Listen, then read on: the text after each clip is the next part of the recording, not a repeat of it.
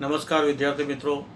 Gujarat board course Gujarati માધ્યમ ધોરણ 12 ગુજરાતી વિષયના પાઠ્યપુસ્તકમાંથી પેજ નંબર 125 પરથી આજે આપણે ભણવા જઈ રહ્યા છીએ રશિયન લેખક એન્ટન ચેખોવની એક સુંદર મજાની વાર્તા, જે આપણા પાઠ્યપુસ્તકનું 24મું પ્રકરણ છે, જેનું નામ છે શરત. શરત છે એ સુંદર મજાની ટૂંકી વાર્તા એટલે કે નવલિકા છે. રશિયન લેખક એન્ટન ચેખોવનો જન્મ 27/1/1860 થયો હતો અને અવસાન 15/7/1904 થયું હતું. એન્ટન પાવલોવિયા ચેખોવ રશિયાના ખ્યાતનામ વાર્તાકાર તેમજ નાટ્યકાર હતા.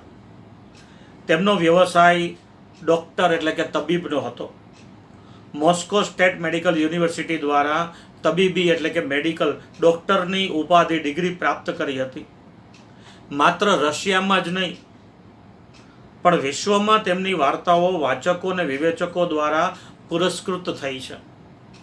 રશિયાના આ આધુનિક વાર્તાકારને પુસ્કિન એવોર્ડ પ્રાપ્ત થયેલો છે. ધ સિગલ, ધ એરી ઓરિયાડ એ એમના વિશ્વવિખ્યાત નાટકો છે. જેને આપણે હૃદય કે અંતરાત્મા કહીએ છીએ, એને પોતાનો ભાવ એટલે સ્વભાવ છે. મનુષ્યને જેમ જેમ જગતનો અનુભવ થાય છે તેમ તેમ ધન, સત્તા, કીર્તિ, વાસના, અહંકાર એને વળગતું જાય છે ને હૃદય એનો સ્વભાવ ગુમાવે છે. ઉત્તમ સત્યો એવું ઔષધ છે જેનાથી હૃદય કે અંતરાત્માનું આપણું સ્વાભાવિક તેજ આપણને પાછું મળે છે. જેને આપણે હૃદય કે અંતરાત્મા કહીએ છીએ, એને પોતાનો એક અલગ સ્વભાવ એટલે પોતાનો ભાવ એટલે સ્વભાવ છે. મનુષ્યને જેમ જેમ જગતનો અનુભવ થતો જાય ને એમ એમ એને ધન, સત્તા, કીર્તિ, વાસના, અહંકાર આ બધું વળગતું જાય છે, એટલે કે મોહમાયા વળગતી જાય છે. અને હૃદય એનો પોતાનો લાગણીશીલ સ્વભાવ છે એ ગુમાવી દે છે. ઉત્તમ સત્યો, જગતના શ્રેષ્ઠ પ્રકારના સત્યો એ એવું ઔષધ, એવી દવા છે કે જેનાથી હૃદય કે અંતરાત્માનું આપણું સ્વાભાવિક તેજ જે છે એ આપણને પાછું પ્રાપ્ત થાય છે. જે આપણા સંતો, મહંતો અને સંન્યાસીઓ જે કરી રહ્યા છે કે લોકોને પોતાના હૃદય અને અંતરાત્માના સ્વાભાવિક તેજ તરફ પાછા વાળે. જો એવું બની જાય તો આપણને સાચી વાત એટલે કે સત્યની પ્રાપ્તિ થાય. એન્ટન ચેખોવની આ ખૂબ જ જાણીતી વાર્તા છે શરત. 20 લાખ રૂપિયાનું ઇનામ જેને મળવાનું છે એવો યુવાન વકીલ 15 વર્ષ જેલમાં રહ્યા પછી પુસ્તકો, ગ્રંથોના સેવનથી અલૌકિક ભાવ જગતનો સ્વામી બને છે અને લૌકિક ધન લાલસાને ઠોકર મારે છે. લેખકે અહીં કળાની સાથે સાથે જીવન મૂલ્યને પણ પ્રગટ કર્યું છે. મૂળ વાર્તા રશિયન લેખક છે તો આપણે સમજીએ કે એણે ગુજરાતીમાં તો નહીં જ લખ્યું હોય ને. રશિયન લેખક છે તો એમણે કાં તો રશિયન ભાષામાં લખ્યું હોય અથવા તો ઇંગ્લિશ ભાષામાં લખ્યું હોય. તો અંગ્રેજી ભાષામાં લખેલી મૂળ વાર્તા બેટનો શરત નામે અનુવાદ કર્યો છે ડૉક્ટર રમેશ ઓઝાએ. ધ બેટ નામની એન્ટોન ચેખોવની આ અંગ્રેજી વાર્તા એનો ગુજરાતીમાં અનુવાદ એટલે કે ભાષાંતર કર્યું છે ડૉક્ટર રમેશ ઓઝાએ. તો જ્યારે આપણે ટૂંકા પ્રશ્નોમાં પૂછાય તો ત્યારે આપણે આ વાર્તાના લેખક તરીકે જો પ્રશ્ન થાય તો આપણે રશિયન લેખક એન્ટોન ચેખોવ લખવું પડે. અને જો એના અનુવાદક પૂછાય તો લખવું પડે ડૉક્ટર રમેશ ઓઝા. આ બરાબર યાદ રાખજો, ક્યારેય ભૂલમાં એમ ન લખાઈ જાય કે શરત વાર્તાના લેખક ડૉક્ટર રમેશ ઓઝા છે. એ અનુવાદક છે, લેખક નથી. લેખક છે એન્ટોન ચેખોવ. તો આ બરાબર યાદ રાખવાનું, ટૂંકા પ્રશ્નમાં પૂછાશે. આ બે અલગ અલગ વાત છે. લેખક ધ બેટ નામની વાર્તા, અહીંયા એનો અનુવાદ છે શરત, પણ એના મૂળ લેખક તો એન્ટોન ચેખોવ જ ગણાય. જ્યારે ડૉક્ટર રમેશ ઓઝા છે એ એના અનુવાદક ગણાય, ભાષાંતર કરનારા. તો આ બરાબર વાત ધ્યાનમાં લઈ લેજો. તો આપણે વાર્તાની શરૂઆત કરીએ. ખૂબ સરસ મજાની વાર્તા છે. આપણે જો ક્લાસમાં વર્ગમાં બેઠા હોત અને સામે હોત તો તમને સીધી જ વાર્તા કરત. પણ અહીંયા આપણે ઓનલાઈન એજ્યુકેશનથી જોડાયેલા છીએ. તમે મારાથી અને હું તમારાથી આપણે ખૂબ દૂર છીએ, અને ઇન્ટરનેટ દ્વારા, ઓનલાઈન એજ્યુકેશન દ્વારા આપણે એકબીજાની સાથે ચર્ચા કરી રહ્યા છીએ. ત્યારે વાર્તા કહેવાની જે મજા હોય એ મજા જો તમે સામે બેઠા હો ને વર્ગમાં તો જ મજા આવે. તો તમને પણ મજા આવે, મને પણ મજા આવે. પણ કાંઈ વાંધો નહીં, આપણે ભણવા માટે ભેગા થયા છીએ અને આપણે વાર્તા કહેવાની છે તો એ પણ ભણતર જ છે આપણું. તો અહીંયા આપણે ઓનલાઈન જ્યારે છીએ ત્યારે આપણે આ સરસ મજાની વાર્તાને સારી રીતે ધ્યાન દઈને ભણીએ. તો બરાબર ધ્યાન આપો વાર્તામાં. પાનખર ઋતુની એ એક અતિશય ઠંડી રાત હતી. વૃદ્ધ બેંક માલિક યાદ કરતો હતો કે આજથી 15 વર્ષ પહેલા આવી જ એક ઠંડી રાત હતી જ્યારે એણે એક ભવ્ય મિજબાની ગોઠવી હતી. એ મિજબાનીમાં અનેક બુદ્ધિજીવી લોકો હાજર હતા. તે વખતે હાજર રહેલા મહેમાનોએ ભાતની મજાની વાતો કરી હતી. હવે અહીંયા વાર્તાની શરૂઆત થાય છે ફ્લેશબેક એટલે કે ભૂતકાળથી. કે કોઈ વ્યક્તિ છે, કોઈ એક વૃદ્ધ વ્યક્તિ છે કે જે એક સમયમાં પોતાના યુવાની અને પ્રૌઢાવસ્થાના સમયમાં એ બેંક માલિક રહી ચૂક્યો છે, કે જેને પોતાની બેંક હતી તો બેંક માલિક રહી ચૂક્યો છે. એવો એક વૃદ્ધ વ્યક્તિ એ પાનખર ઋતુની એક અતિશય ઠંડી રાતમાં, શિયાળાની અંદર પાનખર આવે તો શિયાળામાં પાનખરની એક ખૂબ જ અતિશય એટલે ખૂબ જ ઠંડી રાતમાં એક વૃદ્ધ બેંક માલિક, જે અગાઉના સમયમાં બેંક માલિક રહી ચૂક્યો છે, એવો વ્યક્તિ એ પોતાના ભૂતકાળને યાદ કરતો હતો. હવે યાદ કરે છે તો શું યાદ કરે છે? તો કે આવી જ એક કાતિલ ઠંડી રાત હતી 15 વર્ષ પહેલા. કેટલા વર્ષ પહેલાનું? તો કે 15 વર્ષ પહેલાનું એ યાદ કરે છે કે 15 વર્ષ પહેલા આવી જ એક ઠંડી, કાતિલ ઠંડીની રાત હતી. એવી ઠંડી રાતમાં એણે એક ભવ્ય મિજબાની એટલે કે પાર્ટી ગોઠવેલી હતી. એક સુંદર મજાની ભવ્ય પાર્ટીનું આયોજન પોતાના ઘેર કરેલું હતું. એ પાર્ટીમાં, એ મિજબાનીમાં અનેક બુદ્ધિજીવીઓ એટલે બુદ્ધિશાળી વ્યક્તિઓ, બુદ્ધિજીવીઓ એટલે બુદ્ધિશાળી વ્યક્તિઓ, અનેક બુદ્ધિશાળી વ્યક્તિઓ હાજર હતા. એ વખતે હાજર રહેલા મહેમાનો જાતની ભાતની વાતો કરી રહ્યા હતા. સ્વાભાવિક છે, પાર્ટી હોય તો પાર્ટીની અંદર કંઈ મૂંગે મોઢે તો કોઈ બેસવાનું નથી. સિવાય કે પાર્ટીની અંદર પરફોર્મન્સ ચાલતા હોય તો લોકો પરફોર્મન્સ જોવે. બીજો કંઈ આયોજન ગોઠવાયેલું હોય તો એ આયોજનનો આનંદ માણે. પણ એવું કશું હોય ન હોય તો પણ જ્યારે લોકો ભેગા થાય છે ત્યારે લોકોની વચ્ચે અનેક પ્રકારની જાતભાતની વાતો થવાની. તો અહીંયા પાર્ટીની અંદર પણ અનેક બુદ્ધિશાળી લોકો હાજર હતા. તો એ બધા અંદરો અંદર ભાતની જાતની વાતો કરી રહ્યા હતા. કાયદાની વાતો નીકળતા કડકમાં કડક સજા વિશે ચર્ચા નીકળી હતી. મોટા ભાગના મહેમાનોએ મૃત્યુદંડની સજા પ્રત્યે અસંમતિ દર્શાવી હતી. હવે જાતભાતની વાતો ચાલતી હતી, એમાં કાયદાની વાતો ચાલી નીકળી કે દેશના કાયદા કેવા હોવા જોઈએ. કોઈ કે ભાઈ કાયદા આવા હોવા જોઈએ, કોઈ કે કાયદા આવા હોવા જોઈએ, કોઈ કે આટલા કડક હોવા જોઈએ, કોઈ કહેશે આટલા કડક ન હોવા જોઈએ. તો આવી જે ચર્ચા ચાલતી હતી એની અંદર એક મુખ્ય કાયદાની વાત આવી કે જેની અંદર, જે કાયદાની અંદર મૃત્યુદંડની સજા આપવામાં આવે છે. તો કેટલાક લોકોએ એવો અભિપ્રાય વ્યક્ત કર્યો હતો, મોટા ભાગના મહેમાનો એવો અભિપ્રાય વ્યક્ત કરતા હતા કે મૃત્યુદંડની સજા ન હોવી જોઈએ. કાયદામાં ક્યારેય મૃત્યુદંડની સજા હોવી ન જોઈએ. ભલે લાંબા સમય સુધી જેલની સજા થાય એ બરાબર છે, પણ કોઈને મારી નાખવા, કોઈને મૃત્યુનો દંડ દેવો તો એ યોગ્ય નથી.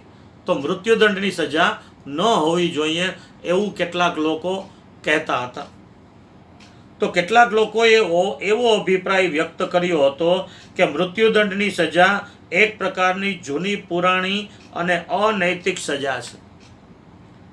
કેટલાક લોકો એવો અભિપ્રાય વ્યક્ત કરતા હતા, પોતાનો મત એવો વ્યક્ત કરતા હતા કે આ મૃત્યુદંડની સજા છે ને એ જૂની પુરાણી છે અને એ ક્રૂર અને અનૈતિક સજા કહેવાય.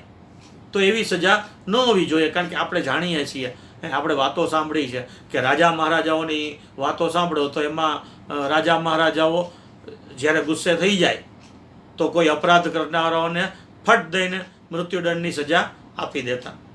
તો એ રાજા મહારાજાઓના જમાનાથી એટલે પૌરાણિક જમાનાથી ચાલતી આવતી સજા છે. તો એ સજા અનૈતિક એટલે કે નીતિમત્તાના ધોરણ મુજબની, નીતિમત્તા મુજબની એ મૃત્યુદંડની સજા ગણી શકાય નહીં. એક મહેમાને તો કહ્યું કે મૃત્યુદંડ તો ખરાબ અને અમાનુષી સજા કહેવાય. કેટલાક મહેમાનોએ એવો અભિપ્રાય વ્યક્ત કર્યો કે દેહાંત દંડની સજાને આજીવન કેદની સજામાં ફેરવી નાખવી જોઈએ. કેટલાક મહેમાનોએ તો એવું કહ્યું કે મૃત્યુદંડની સજા છે એ કેવી છે, તો કે ખરાબ અને અમાનુષી. અમાનુષી એટલે માણસ જે વર્તન ન કરે, માણસ જે કાર્ય ન કરે એવી આ સજા કહેવાય. કારણ કે માણસ માણસને મારી નાખે તો એ કેવું, એ તો ખરાબ વાત કહેવાય. તો માણસને કોઈ જીવને મારવાનો હક નથી અને માણસ માણસને મારી નાખે તો એ કેવું, એવી સજા ન હોવી જોઈએ. તો એ અમાનુષી એટલે માનવીય ન કહેવાય અને એ ખરાબ સજા છે, તો એવી સજા ન હોવી જોઈએ.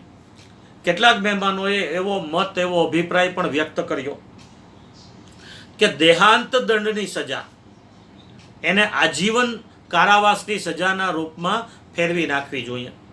જે મૃત્યુદંડની, હવે બરાબર અહીંયા ધ્યાન આપજો, દેહાંત દંડ, દેહનો અંત કરનારો દંડ એટલે કે દેહનો અંત, શરીરનો અંત કરનારી સજા એટલે દેહાંત દંડ. તો મૃત્યુદંડ કયો કે દેહાંત દંડ કયો, બંને એક જ વાત છે, આ બરાબર યાદ રાખજો. નહીતર ઘણા વિદ્યાર્થીઓ પ્રશ્ન પૂછે, સાહેબ દેહાંત દંડ અને મૃત્યુદંડમાં શું ફેર? બે એક જ વસ્તુ છે. મૃત્યુદંડ એટલે મૃત્યુની સજા આપવી, તો દેહાંત દંડ છે એનો અર્થ એમ થાય કે શરીરનો અંત કરી નાખે એવી સજા, એટલે એ મૃત્યુદંડ જ થયો. બરાબર, તો આ ધ્યાનમાં રાખજો. તો કેટલાક લોકો એવું કહેતા હતા, એવો અભિપ્રાય વ્યક્ત કરતા હતા કે આ મૃત્યુદંડ એટલે કે દેહાંત દંડની સજા છે એને આજીવન કારાવાસમાં, એટલે માણસ જ્યાં સુધી જીવે ત્યાં સુધી જેલ મારીએ. આજીવન કારાવાસ, આજીવન કારાવાસનો મતલબ શું છે? જ્યાં સુધી જીવે ત્યાં સુધી એને જેલમાં રહેવું પડે, એને આજીવન કારાવાસ કહેવાય. પણ અત્યારે આપણા ભારતીય દંડ વિધાનની અંદર, આપણા ભારતીય બંધારણમાં આજીવન કારાવાસનો મતલબ 14 વર્ષ છે કે માણસને 14 વર્ષ સુધી જેલમાં રાખવાની સજા કરવી, એને આજીવન કારાવાસ કહેવામાં આવે છે. પહેલાંના જમાનામાં આ સજા 20 વર્ષની હતી. સામાન્ય આપણે વિચારીએ કે ભાઈ કોઈ 40-50 વર્ષનો માણસ છે તો એણે કોઈ અપરાધ કર્યો અને એને આવી સજા મળે આજીવન કારાવાસની, તો એ 20 વર્ષ સુધી જેલ મારીએ ત્યાં તો વૃદ્ધ થઈ જાય અને ત્યાં તો એનું મૃત્યુ નજીક આવી જાય. કારણ કે આજના યુગમાં આપણે ક્યાં લાંબુ જીવીએ છીએ. પહેલાંના જમાનામાં માણસો 100 વર્ષથી વધારે અને એનાથી આગળ સતયુગના જમાનામાં માણસો હજારો વર્ષ જીવતા. એટલે તો આપણા ગ્રંથોની અંદર લખેલું હોય છે, આપણે સાંભળીએ છીએ ને મહાભારત કે રામાયણ કે અન્ય ગ્રંથોમાં, આપણા સંતો મહંતોના મુખે કે કોઈ ઋષિમુનિએ હજારો વર્ષ સુધી તપ કર્યું. ત્યારે આપણને વિચાર નથી આવતો, પ્રશ્ન નથી થતો કે હજારો વર્ષ સુધી તપ કેવી રીતે કર્યું? માણસની ઉંમર જ એટલી નથી તો 1000 વર્ષ તપ કેવી રીતે કરે? 100 વર્ષે તો માણસ ટપકી જાય, બહુમાં બહુ 100 વર્ષે. 100 વર્ષથી વધારે જીવનારા ભાગ્યે જ કોઈ ભાગ્યશાળી હોય છે. બાકી તો વધુ 100 વર્ષ થાય ત્યાં તો માણસ અવસાન પામે છે. તો 1000 વર્ષ તપ કેવી રીતે કરે? તો એ વાતનો મતલબ એમ છે કે સતયુગના જમાનામાં, દ્વાપર યુગના જમાનામાં કે ત્રેતા યુગના જમાનામાં માણસો હજારો વર્ષ જીવતા હતા. હવે કળિયુગ છે એટલે કળિયુગમાં માણસોનું જીવન ટૂંકું થઈ ગયું. આપણે 100 વર્ષથી વધારે નથી જીવતા. આપણા બાપદાદાઓના બાપદાદાઓ છે એ 100 વર્ષથી ઉપરનું જીવન જીવતા. પણ હવે આપણું જીવન એટલું ટૂંકું થઈ ગયું કારણ કે આપણા સ્વભાવ સંકુચિત થઈ ગયા. આપણું ધાન્ય સંકુચિત થઈ ગયું. આપણો ખોરાક છે એ આપણે જંક ફૂડ ખાતા થઈ ગયા. તો આપણો ખોરાક બગડી ગયો એટલે આપણી જિંદગી પણ ટૂંકી થઈ ગઈ. તો આપણે 100 વર્ષથી વધારે જીવતા નથી એટલે 20 વર્ષની સજા એ આજીવન કારાવાસ કહેવાતી હવે 14 વર્ષ જ છે. તો આપણા ભારતીય બંધારણની વાત કરું છું, અન્ય દેશોની વાત નથી. આપણા ભારતીય બંધારણમાં લગભગ હું માનું છું ત્યાં સુધી 14 વર્ષની જે કારાવાસની સજા, જેલની સજા આપવામાં આવે એને આજીવન કારાવાસ કહેવામાં આવે છે. તો અહીંયા લોકો એમ અભિપ્રાય એવો મત વ્યક્ત કરે છે કે જે મૃત્યુદંડની, દેહાંત દંડની સજા છે એ સજાને આજીવન કારાવાસમાં ફેરવી નાખવી જોઈએ. એટલે મૃત્યુદંડ દેવાની બદલે એને આજીવન કારાવાસની સજા કરવી જોઈએ. હું તમારી સાથે સંમત નથી થતો, યજમાન બેન્કરે પોતાનો અભિપ્રાય વ્યક્ત કર્યો. હવે જો અહીંયા સુધીની જે વાત છે ને એ તો પેલો આ વાત જે છે એ કોણ યાદ કરે છે? પેલો વૃદ્ધ બેંક માલિક, એટલે એને તમે બેન્કર કહી શકો. તો પેલો વૃદ્ધ બેંક માલિક આ વાત યાદ કરે છે. ભૂતકાળ ફ્લેશબેક ચાલે છે, બરાબર? તો એ વાત ચાલતી હતી પાર્ટીમાં. એ પાર્ટીમાં યજમાન બેન્કર એટલે જેણે પાર્ટીનું આયોજન કરેલું છે એ બેંક માલિક, એણે એમ કીધું કે હું તમારી વાત સાથે સંમત નથી. તમે લોકો એમ કહો છો કે ભાઈ મૃત્યુદંડની સજા છે એને આજીવન કારાવાસમાં ફેરવી નાખવી જોઈએ, તો એ વાત સાથે હું સહમત થતો નથી. મને એવું લાગે છે કે અન્ય સજાઓ કરતાં દેહાંત દંડની સજા વધારે સારી છે. જન્મટીપ કરતાં મૃત્યુદંડ વધુ નૈતિક અને માનવતા ભરી સજા છે. આ બેન્કર એમ આ બેંક માલિક છે એ સમયમાં તો 15 વર્ષ પહેલાં એની ઉંમર નાનકડી હશે. તો એ સમયે એ પોતાનો અભિપ્રાય વ્યક્ત કરે છે કે હું તમારી વાત સાથે સહમત નથી. શું કામ? તો કે મને એવું લાગે છે કે બીજી સજાઓ કરતાં, એટલે કે આજીવન કારાવાસ કે જેલની સજા કે એ સજાઓ કરતાં મૃત્યુદંડની સજા છે એ વધારે સારી, એટલે કે નૈતિક અને વધારે સારી છે. શું કામ? કારણ કે માનવતા ભરી સજા એને કહેવાય કે જેમાં એક જ ઝાટકે માણસ ખતમ થઈ જાય. દેહાંત દંડ માણસને તત્કાળ ખતમ કરે છે, જ્યારે જન્મટીપની સજા માણસને ધીમે ધીમે ધીમે ખતમ કરે છે. એ મૃત્યુદંડની, દેહાંત દંડની સજા છે એ એક ઝાટકામાં માણસને ખતમ કરી નાખે, જ્યારે આજીવન કારાવાસની સજા છે એ તો માણસને ક્ષણે ક્ષણે પડે પડે ધીમે ધીમે ધીમે મારે છે. 20 વર્ષ સુધી કે 16 વર્ષ કે 14 વર્ષ સુધી લાંબા સમય સુધી માણસને જેલમાં રહી, પોતાના પરિવારથી, પોતાના લોકોથી અલગ રહી અને જે તકલીફો અને મુશ્કેલીઓ સહન કરવાની આવે, તો એ મુશ્કેલીઓ સહન કરતાં કરતાં એમ લાગે કે માણસ પડે પડે મૃત્યુ પામે છે. તો એ પડે પડે મરવું એના કરતાં તો એક ઝાટકામાં મરી જવું સારું. તો માણસને એ વધારે પસંદ પડે, કારણ કે પીડાઈને મરવું, આપણે જાણીએ છીએ કે કોઈને એવી કોઈ બીમારી હોય કે જેના કારણે લાંબા સમય સુધી એની પીડા ભોગવે, તો આપણે સમજીએ છીએ કે પીડાઈને મરવું, લાંબા સમય પછી તકલીફ ભોગવીને લોકો પાસે સેવા કરાવી અને પછી મરવું, એના કરતાં એટેક આવી જાય તો એક ગાન બે કટકા, જરાક વાર ધ્રુજી ગયા અને પછી ઉપર પહોંચી ગયા. તો અહીંયા યજમાન બેન્કર જેણે પાર્ટીનું આયોજન કરેલું છે એ બેંક માલિક એમ કહેવા માગે છે કે મૃત્યુદંડની સજા છે ને એ વધારે સારી સજા છે. એ ફાંસી ઉપર ચડાવે તો ફાંસીમાં દોરડાની ફાંસી લગાડી, મોઢા ઉપર કાળું કપડું બાંધી, દોરડાથી ફાંસી ગળામાં ભરાવી દોરડું અને ફાંસી દઈ દઈએ, જરાક વાર માણસ તડપે 2-3 મિનિટ અને પૂરું, માણસ મૃત્યુ પામે. તો એ 2-3 મિનિટમાં ફેસલો, અને ઓલું આખી જિંદગીની પીડા સહન કરવી. તો એ યજમાન બેન્કર છે આવું કહેવા માગે છે. આ મિજબાનીમાં આમંત્રિત મહેમાનોમાં આશરે 25 વર્ષનો એક યુવાન વકીલ પણ હતો. ઉપસ્થિત બધા જ મહેમાનોમાં એ સૌથી નાની ઉંમરનો હતો. એ યુવાન વકીલનો અભિપ્રાય માગવામાં આવ્યો ત્યારે એણે કહ્યું કે બંને પ્રકારની સજાઓ અનૈતિક છે. આ મિજબાનીમાં એટલે કે આ પાર્ટીમાં જે આમંત્રિત મહેમાનો હતા એ આમંત્રિત મહેમાનોમાં એક 25 વર્ષનો, લગભગ 25 વર્ષનો એક યુવાન વકીલ એ પણ હતો.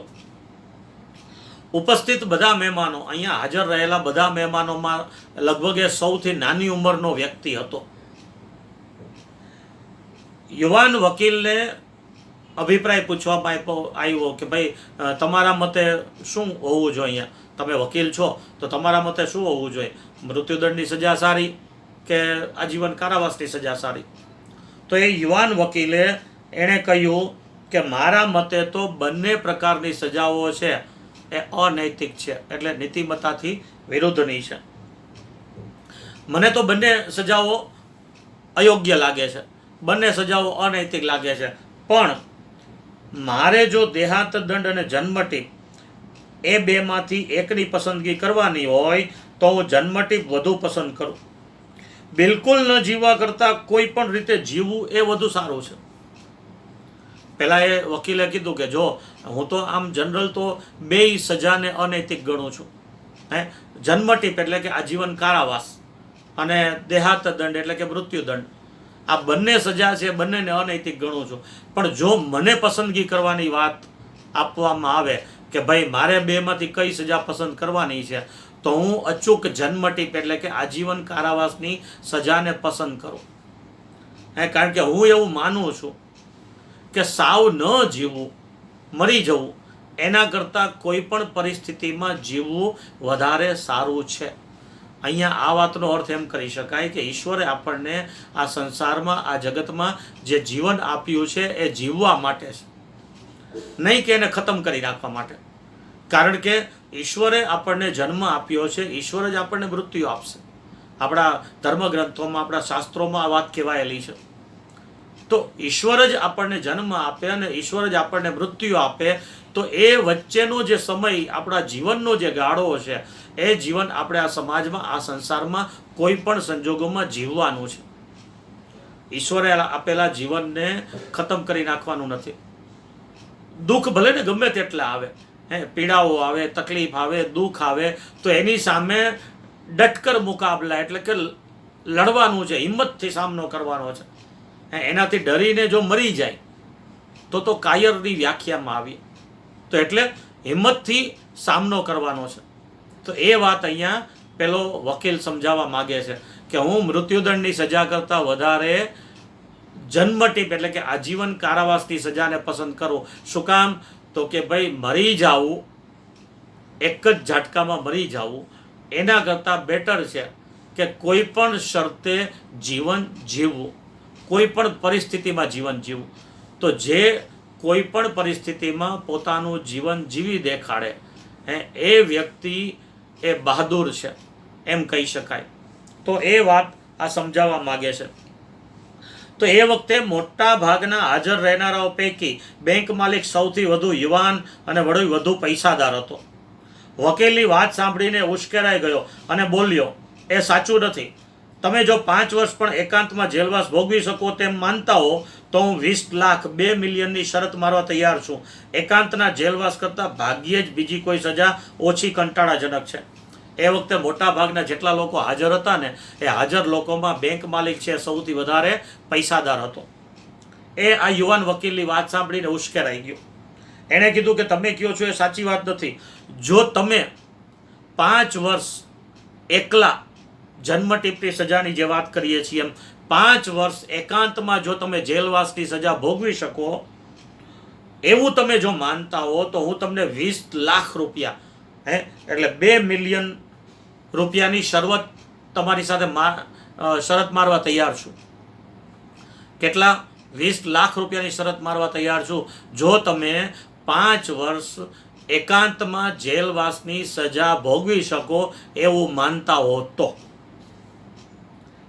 કારણ કે એકાંતનું જેલવાસ છે એના કરતાં ભાગ્યે જ બીજી કોઈ સજા ઓછી કંટાળાજનક છે. કારણ કે એકાંતમાં એકલા રહેવું, સાવ એકાંતમાં રહેવું અને જેલ ભોગવવી બહુ અઘરું છે, બહુ તકલીફજનક છે. આપણે ધોરણ 11ની અંદર ખબર છે ને, પાઠ ભણી ગયા હતા, હુકમ માલિક એકાંકી, કે જેની અંદર પેલો અધિકારી પેલા જેનની સાથે એકલો રહીએ છે 25 વર્ષ સુધી, પછી કેવો કંટાળી જાય છે. તો માણસને એકલતા ખાઈ જાય. એટલે એકલા રહેવું બહુ અઘરું છે.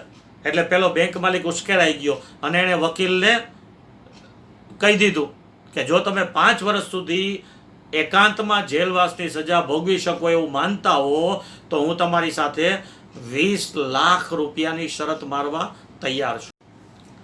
તમે ખરેખર સમજીને આ કહી રહ્યા છો? યુવાન વકીલ બોલ્યો, મને શરત મંજૂર છે. હું 5 વર્ષ નહીં પણ 15 વર્ષની સજા ભોગવીશ.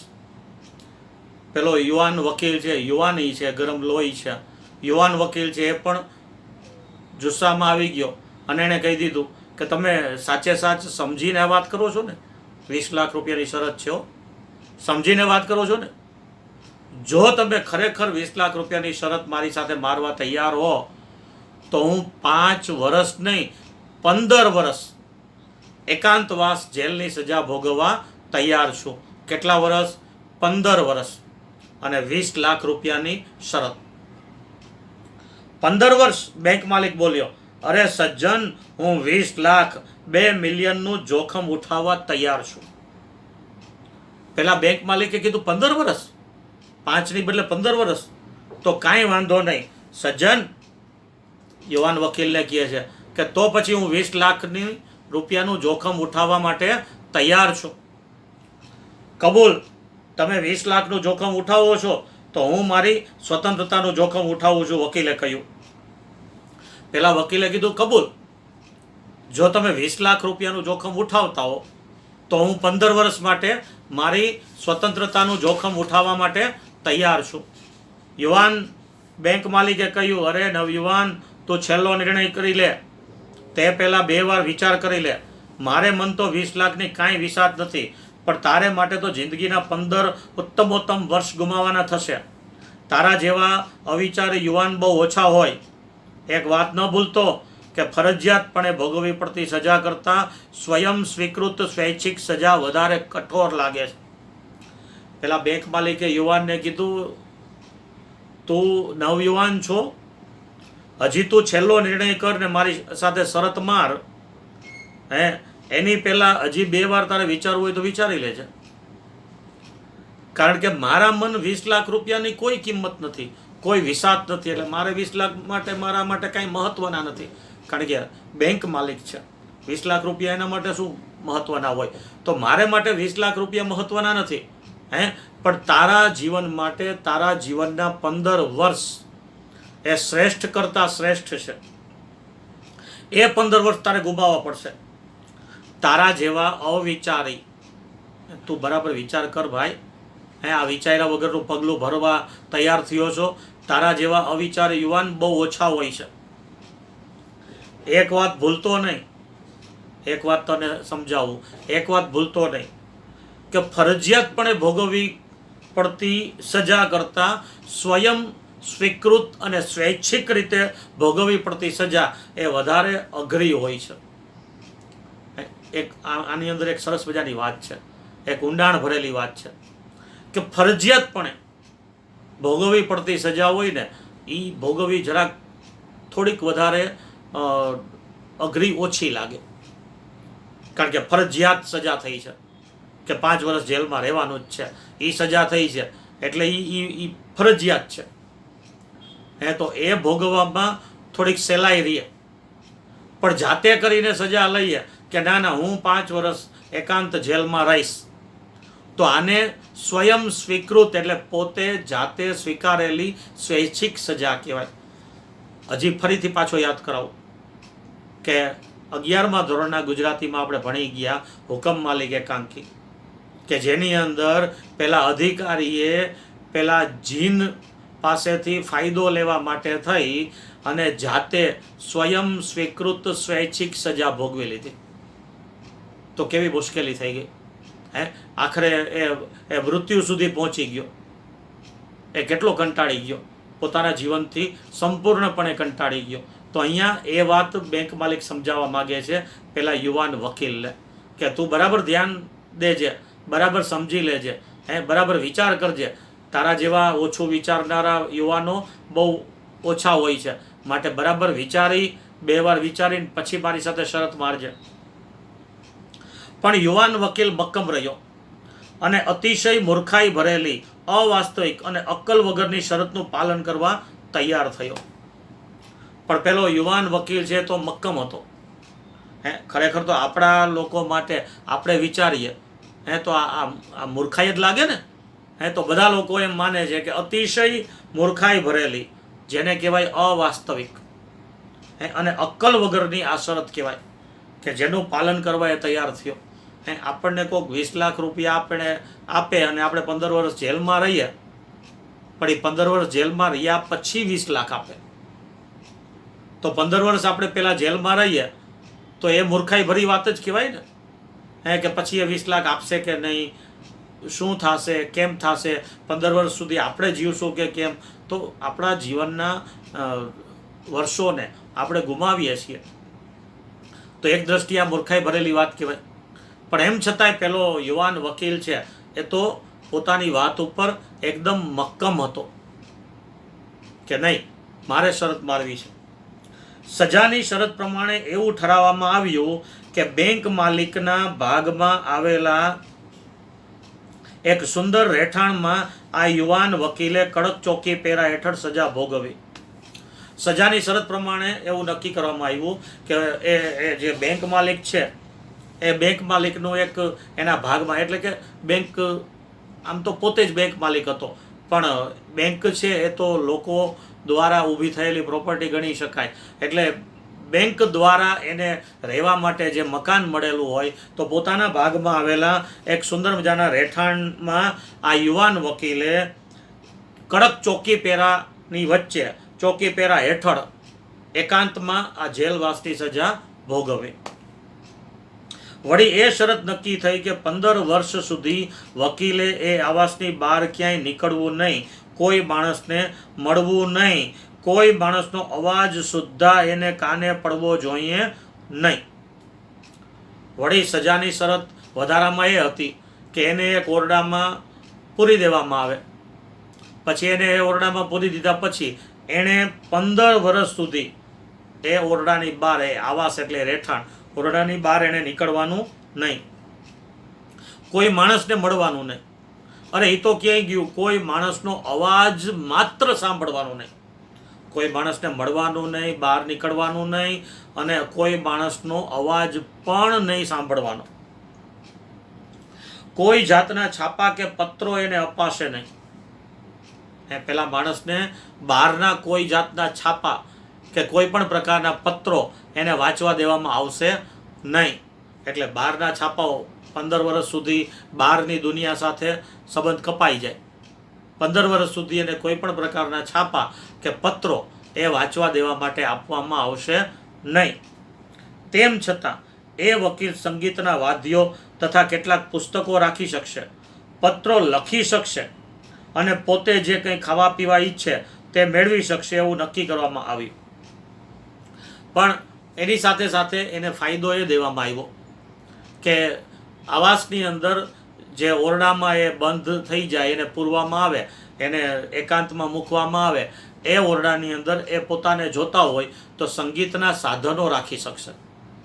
એ ઉપરાંત એને પત્ર લખવાની છૂટ, પણ એ પત્રનો જવાબ કોઈ આપે તો એ પત્રનો જવાબ એને વાંચવા દેવામાં આવશે નહીં. તો એ પત્રો લખી શકશે, એ સંગીતના વાદ્યો રાખી શકશે, સંગીત સાંભળી શકશે. એની સાથે સાથે પોતે જે કાંઈ ખાવા પીવા ઈચ્છે એ તમામ ખાવા પીવાની ચીજ વસ્તુઓ એને ઉપલબ્ધ કરાવવામાં આવશે. એ શેનાથી? તો કે આવાસમાં રાખવામાં આવેલી નાનકડી બારીમાંથી જ આ વ્યવહાર કરવાનો રહેશે. એના ઓરડાનો જે દરવાજો હોય, દરવાજામાં બારી રાખેલી હોય, તો એવી બારી રાખી હોય કે જે બારીમાંથી ને એને ખાવા પીવાની જે કાંઈ ચીજ વસ્તુ જોતી હોય એ, અથવા તો કોઈ પુસ્તકો જોતા હોય તો એમાંથી ને એને લેવડ દેવડ થશે. સંગીતના સાધનો તો પહેલેથી જે જોતા હોય ઓરડામાં રાખી લે, પણ પુસ્તકો કે ખાવા પીવાની ચીજ વસ્તુઓ એની લેવડ દેવડ એ બારીમાંથી થાય, ઓરડાના દરવાજાની નાનકડી બારીમાંથી. પણ એ બારીમાંથી કોઈનો ચહેરો જોઈ શકે નહીં, કોઈને વાત કરી શકે નહીં. પોતાને જે કાંઈ જોતું હોય એ કાગળમાં લખી અને ચિઠ્ઠી બારીની બહાર નાખી દે, એટલે ત્યાં પહેરો ભરનાર ચોકીદાર હોય એ ચિઠ્ઠી લઈ અને બેંક માલિકને કહે અને એને જે જોઈએ એને પહોંચાડી દેવામાં આવે બારી વાટે.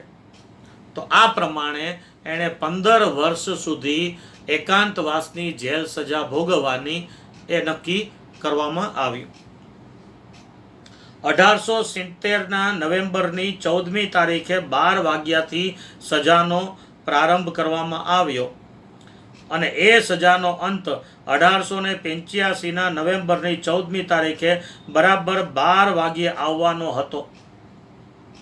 1870ની સાલમાં નવેમ્બરની 14મી તારીખના બપોરના 12 વાગ્યાથી આ સજાનો પ્રારંભ એટલે શરૂઆત થવાની હતી. અને એ સજાનો અંત ક્યારે થવાનો હતો તો કે બરાબર 15 વર્ષ પછી 1885ના નવેમ્બર મહિનાની 14મી તારીખે બરાબર 12 વાગ્યે બપોરે.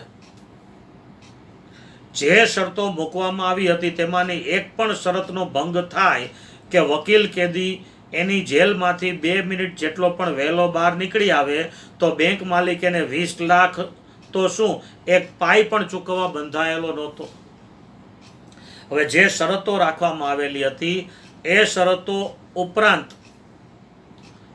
એક વાત એ પણ હતી કે જો આમાંથી કોઈ પણ શરતનો ભંગ આ યુવાન વકીલ કેદી કરે તો એ શરતનો ભંગ કરવા માટે અથવા તો આ જેલમાંથી એ 2 મિનિટ પણ જો વહેલો બહાર નીકળી જાય તો પેલો બેંક માલિક એને 20 લાખ રૂપિયા તો શું એક પૈસોય ચૂકવવા માટે બંધાયેલો નહોતો. જો એ બરાબર 15 વર્ષની પૂરેપૂરી સજા પૂર્ણ કરે તો જ પેલો બેંક માલિક એને 20 લાખ રૂપિયા ચૂકવે, નહીતર નહીં. 1 મિનિટ એમાં ઓછી ન ચાલે. બરાબર. તો 1885ના નવેમ્બરની 14મી તારીખે બપોરે બરાબર 12 વાગ્યે એની સજાનો અંત આવવાનો હતો. જેલવાસના પ્રથમ વર્ષ દરમિયાન વકીલ કેદીને એકલતા ઘણી સાલી. ધીમે ધીમે વાંચન તરફ વળ્યો. એણે અનેક પ્રસિદ્ધ પ્રાચીન ગ્રંથો વાંચી નાખ્યા, સંગીતની મોજ માણી અને કલાકો સુધી લખ્યા કર્યું. એ રીતે 5 વર્ષ વીતી ગયા. હવે જેલવાસની સજા પેલા વકીલ કેદીને ચાલુ થઈ ગઈ. સજા ચાલુ થઈ ક્યારે ચાલુ થઈ? 1870 સાલ 1870 નવેમ્બરની 14મી તારીખે 12 વાગ્યાથી. તો એ સજા શરૂ થઈ તો જેલવાસના પહેલા વર્ષ દરમિયાન વકીલ કેદીને એકલતા બહુ લાગી. એકલતા સાલી એટલે એકલતા બહુ લાગી. એકલું એકલું લાગે, મજા ન આવે, ગમે નહીં. પણ ધીમે ધીમે એને એમ થયું કે સમય પસાર કરવો હોય તો કેમ સમય પસાર કરવો, એટલે ચાલો વાંચન ચાલુ કરીએ. તો એ ધીમે ધીમે વાંચન તરફ વળી ગયો અને એણે અનેક પ્રસિદ્ધ જાણીતા પ્રાચીન ગ્રંથો વાંચી નાખ્યા. પછી સંગીતના સાધનો પણ એને ત્યાં આપવામાં આવેલા હતા, એટલે સંગીતના સાધનો દ્વારા એણે સંગીતની મોજ માણી. કલાકો સુધી કંઈ ને કંઈ પોતાના મનમાં પોતાના ઈચ્છા મુજબ જે કાંઈ મનમાં આવે એ લખી રાખતો. આમ કરતા કરતા કરતા કરતા 5 વર્ષ વીતી ગયા. પહેલા વર્ષમાં એને થોડીક એકલતા લાગી, પણ પછી આગળ ઉપર વાંચન શરૂ કર્યું, સંગીતની મોજ માણવાનું શરૂ કર્યું, લખવાનું શરૂ કર્યું. તો આ બધું કરવામાં ધીમે ધીમે કરતા 5 વર્ષ વીતી ગયા. 6થા વર્ષે કેદીએ જુદી જુદી ભાષાનો અભ્યાસ કર્યો, તત્વજ્ઞાન તથા ઇતિહાસનું પણ અધ્યયન કર્યું. 6થા વર્ષે એ કેદીએ એટલે કે વકીલ કેદીએ જુદી જુદી ભાષાઓ શીખવાનું શરૂ કર્યું. જુદી જુદી ભાષાઓનું અભ્યાસ એણે શરૂ કર્યો. ત્યાર પછી એની સાથે સાથે તત્વજ્ઞાન અને ઇતિહાસનો પણ અભ્યાસ એણે શરૂ કર્યો. જુદી જુદી ભાષાઓની સાથે તત્વજ્ઞાન અને ઇતિહાસ એ પણ એ પોતાની જાતે પુસ્તકો મગાવી અને ભણવા લાગ્યો. એ પછીના 4 વર્ષ દરમિયાન એણે અંદાજે 600 જેટલા મોટા મોટા પુસ્તકો વાંચી કાઢ્યા. ત્યાર પછીના 4 વર્ષમાં, છઠ્ઠા વર્ષ પછી 4 વર્ષમાં એ કેદીએ અંદાજે 600 જેટલા મોટા મોટા જાણીતા પુસ્તકો વાંચી કાઢ્યા. 10મા વર્ષ પછી તો ટેબલ પાસે બેસીને ફક્ત બાઇબલનું જ અધ્યયન તેણે કરવા માંડ્યું. 10મા વર્ષ પછી એણે બાઇબલ ગ્રંથનું અધ્યયન, ખ્રિસ્તીઓનો ધર્મગ્રંથ છે બાઇબલ, તો માત્ર ને માત્ર બાઇબલનું અધ્યયન એણે શરૂ કર્યું. એ ટેબલ ખુરશી એને આપેલા હતા, એ ટેબલ ખુરશી પર બેસી અને માત્ર ને માત્ર બાઇબલ ગ્રંથનું અધ્યયન કરવા લાગ્યો. એણે બાઇબલ વારંવાર વાંચ્યું. બાઇબલના વાંચન પછી એણે ઈશ્વરના અસ્તિત્વને લગતા શાસ્ત્રો તથા ધર્મના ઇતિહાસને લગતા પુસ્તકો હાથમાં લીધા. એણે બાઇબલનું વારંવાર વાંચન કરી લીધું. ત્યાર પછી એણે શરૂ કર્યું ઈશ્વરના અસ્તિત્વને લગતા શાસ્ત્રો, કે ખરેખર ઈશ્વર આ જગતમાં છે કે કેમ, તો ઈશ્વરના અસ્તિત્વને લગતા શાસ્ત્રો અને એની સાથે સાથે ધર્મનો ઇતિહાસ શું છે. ઇતિહાસની વાત નથી અહીંયા ધર્મના ઇતિહાસની વાત છે. તો ધર્મનો ઇતિહાસ શું છે, તો ધર્મના ઇતિહાસને લગતા પુસ્તકો એણે હાથમાં લીધા, મતલબ કે વાંચવાનું શરૂ કર્યું. જેલવાસના છેલ્લા 2 વર્ષ દરમિયાન એણે જુદા જુદા વિષયો પરના ઘણા બધા પુસ્તકો વાંચી કાઢ્યા. એણે જગતના મહાન લેખકોના પુસ્તકો વાંચ્યા. તદુપરાંત પ્રાકૃતિક વિજ્ઞાન, રસાયણ શાસ્ત્ર અને ઔષધ શાસ્ત્રના ગ્રંથો પણ વાંચ્યા. કોઈને કદી સાંભળવામાં ભાગ્યે જ આવ્યો હશે એવો આ બનાવ હતો. જેલવાસના છેલ્લા 2 વર્ષો એટલે 13 વર્ષ વીતી ગયા પછી 14મું અને 15મું વર્ષ, છેલ્લા 2 વર્ષ દરમિયાન એણે જુદા જુદા વિષયો પરના અનેક પુસ્તકો વાંચી કાઢ્યા. એ ઉપરાંત જગતના મહાન લેખકોના પુસ્તકો પણ વાંચ્યા. એ ઉપરાંત પ્રાકૃતિક વિજ્ઞાન, રસાયણ શાસ્ત્ર અને ઔષધ શાસ્ત્રના કેટલાક ગ્રંથો, જાણીતા ગ્રંથો એ પણ એણે વાંચી કાઢ્યા. કોઈને ક્યારેય સાંભળવામાં ભાગ્યે જ આવી હશે એવી આ ઘટના હતી, એવો આ બનાવ હતો. સાચે જ વાત છે ને, કે કોઈને ભાગ્યે જ સાંભળવામાં આવે કે આવું ક્યારેય બને. કે કોઈ એક પાર્ટીની અંદર કોઈ ચર્ચા ચાલતી હોય અને એમાંથી આવી એક ચર્ચા ઉત્પન્ન થાય કે મૃત્યુદંડની સજા સારી કે જેલવાસની સજા સારી, આજીવન જેલવાસની. તો એમાંથી આ વાત ઉત્પન્ન થાય અને એમાંથી ચર્ચા ચકડોળે ચડે અને કોઈ 2 વ્યક્તિઓ, એક ખૂબ જ પૈસાદાર બેંકનો માલિક અને એક યુવાન વકીલ 25 વર્ષનો, બેયની વચ્ચે શરત લાગે 20 લાખ રૂપિયાની, કે બેંક માલિક તૈયાર થાય કે હું તને 20 લાખ રૂપિયા આપું જો તું 15 વર્ષ સુધી એકાંતની સજા ભોગવ, એકાંત જેલવાસની સજા ભોગવ તો. અને એ માણસ એ સજા ભોગવવા તૈયાર થાય અને એ માણસ સજા ભોગવે અને સજા ભોગવતા એ માણસ 15 વર્ષ સુધી કન્ટિન્યુ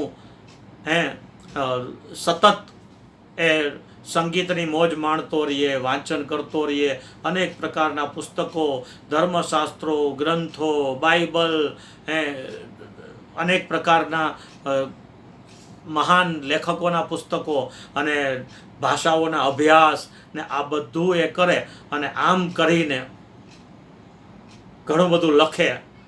આ બધું કરીને એ લાંબા સમય સુધી એટલે કે 15 વર્ષનો લાંબો સમયગાળો પસાર કરી અને 15 વર્ષની જેલવાસની સજા પૂર્ણ થઈ જાય અને 15 વર્ષ જેવો લાંબો સમયગાળો પસાર થઈ જાય, આવું થઈ શકે. આવી વાત આજ સુધી આપણે ક્યાંય સાંભળી ન હોય કે આવો કોઈ બનાવ આજ સુધી ક્યાંય બન્યો હોય એવું આપણે ક્યાંય ધ્યાનમાં પણ ન આવે. પેલા વૃદ્ધ બેંક માલિકને આ સઘળી બાબત યાદ આવી. હવે અહીંયા વાત આવે છે આપણે જે વાત કરતા હતા. જ્યારે વાર્તા શરૂ થઈ ત્યારે શું વાત થઈ કે એક વૃદ્ધ બેંક માલિક એ યાદ કરે છે કે 15 વર્ષ પહેલાં આવી જે કાતિલ ઠંડી રાત્રિ હતી કે જ્યારે મેં મારા ઘેર એક પાર્ટી બીજવાની ગોઠવી હતી. તો એ વાત ચાલતી હતી ફ્લેશબેકમાં, એટલે કે ભૂતકાળમાં. તો અત્યાર સુધીની જે વાત છે એ બધી વાત છે એ પેલો વૃદ્ધ બેંક માલિક યાદ કરતો હતો કે જે પોતાના ઘરમાં બેઠેલો છે. અહીંયા સુધી આવ્યા એ બધું ફ્લેશબેક છે, એટલે કે ભૂતકાળની યાદ છે. હવે શરૂ થાય છે અસલ વાર્તા, એટલે કે હવે આવે છે વર્તમાનમાં. અહીંયા ફ્લેશબેક પૂરું થાય છે અને અહીંયાથી વર્તમાન શરૂ થાય છે. કારણ કે જો પહેલું વાક્ય, નવા પેરેગ્રાફનું પહેલું વાક્ય છે કે વૃદ્ધ બેંક માલિકને આ સઘળી વાત યાદ આવી અને એણે વિચાર્યું કે આવતીકાલે 12 વાગે મુક્ત થઈ જશે. પહેલા વૃદ્ધ બેંક માલિક જે આ ફ્લેશબેક એટલે કે ભૂતકાળ વિચારતો હતો, એને આ બધી વાત અત્યારે યાદ આવી છે અને એને એ પણ યાદ આવ્યું કે આજે આ છેલ્લી રાત્રિ છે અને આવતીકાલે બપોરે 12 વાગ્યે એની સજાના 15 વર્ષ પૂરા થાય છે અને યુવાન વકીલ કેદી છે એ કાલે બપોરે 12 વાગ્યે એ 15 વર્ષની આજીવન જેલવાસની સજામાંથી મુક્ત થઈ જશે. તો અહીંયાથી વાર્તા શરૂ થાય છે વર્તમાનમાં. ઘણા લેખકો વાર્તાઓને આ રીતે કોઈ ફ્લેશબેકમાંથી શરૂ કરીને, કોઈ વર્તમાનમાંથી શરૂ કરીને, કોઈ ભવિષ્યમાંથી શરૂ કરીને, આમ અલગ અલગ રીતથી, અલગ અલગ શૈલીથી વાર્તાઓ લખતા હોય છે. તો અહીંયા ભૂતકાળમાંથી શરૂ કરી અડધે સુધી ભૂતકાળને લાવી અને હવે વાર્તા આવે છે વર્તમાનમાં. હવે અહીંયાથી શરૂ થાય છે વર્તમાન વાર્તા કે હવે શું થાય છે. આવતીકાલે બપોરે 12 વાગે એ વાતને 15 વર્ષ વીતી ગયા છે. હવે આ બેંક માલિક છે એ જે પ્રૌઢ હતો એ વૃદ્ધ થઈ ગયો છે. તો એ વૃદ્ધ બેંક માલિક વિચારે છે કે આવતીકાલે બપોરે 12 વાગે પેલો યુવાન વકીલ કેદી જે ત્યારે 25 વર્ષનો હતો, આજે 15 વર્ષની જેલની સજા ભોગવી 40 વર્ષનો થઈ અને આવતીકાલે બપોરે 12 વાગે એ સજામાંથી મુક્ત થશે, એની સજા પૂરી થશે. હવે શું થશે તો એ આપણે જાણશું આપણા હવે પછીના લેક્ચરમાં. જ્યારે હવે પછીનો લેક્ચર લઈશું ત્યારે આપણી આ વાર્તાને ફરીથી આપણે આગળ વધારીશું. અત્યારે આપણી આ વાર્તાને અહીંયા આપણે વિરામ આપીએ છીએ. ફરીથી મળશું આ જ વાર્તા સાથે નવા લેક્ચરમાં.